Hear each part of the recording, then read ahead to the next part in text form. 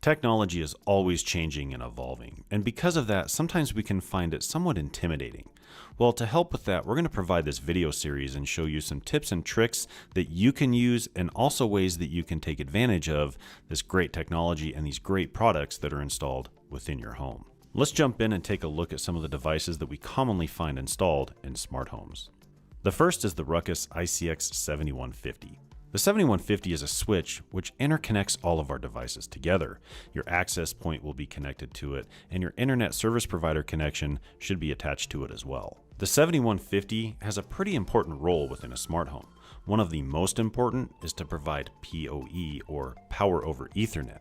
What we mean by that is the blue Ethernet cable that's running from the 7150 to the R510 mounted behind it is providing power to that R510 access point. The 7150 provides power, and the R510 draws power from it. There's no need with the R510 to have an external power cord connected to the wall. Looking at the front of the ICX 7150, we need to understand which ports will provide power, because not all of the 16 copper Ethernet ports will. The 12 ports in the middle, labeled 1 through 12, are your PoE ports. These will power PoE capable devices. The 2 ports on the left, one is a console port, one is a management port, most likely not used within your home.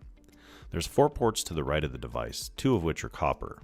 C1 and C2, these are uplink ports, and in your home, they're most likely not in use.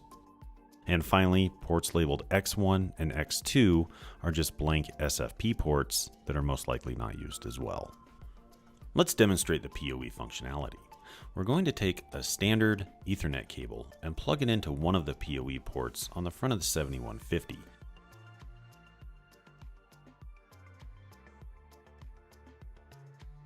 Now as we look at the underside of the R510, we see that there's 2 copper Ethernet ports installed here as well, one of which is labeled PoE.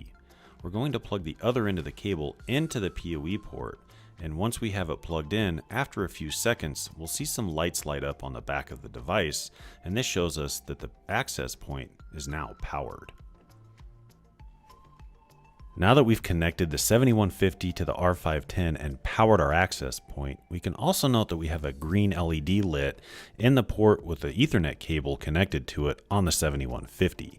This is a link light, and it shows that it is now established link between the R510 and the 7150. If you ever need support on your Ruckus R510 access point, you're going to need to obtain the serial number and MAC address on the unit. It's located on the bottom of the device.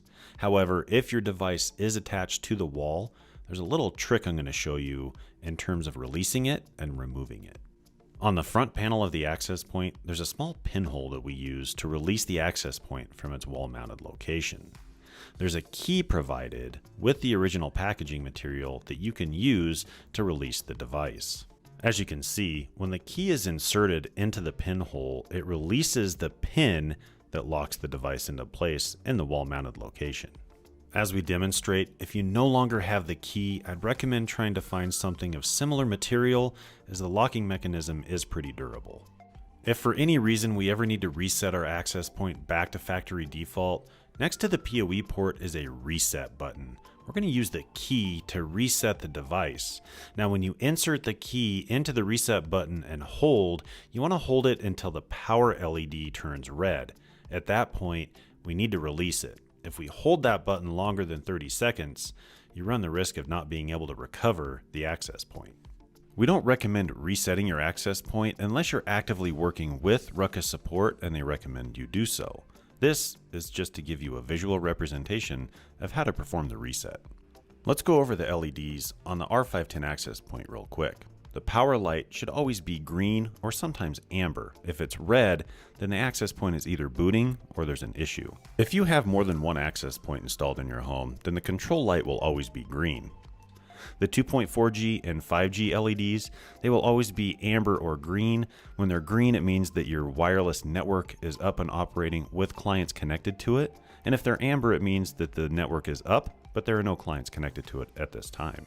Thanks for watching. That's it for this video. Keep an eye on our channel. There's plenty of other content that you should find useful. And finally, congratulations on your new home.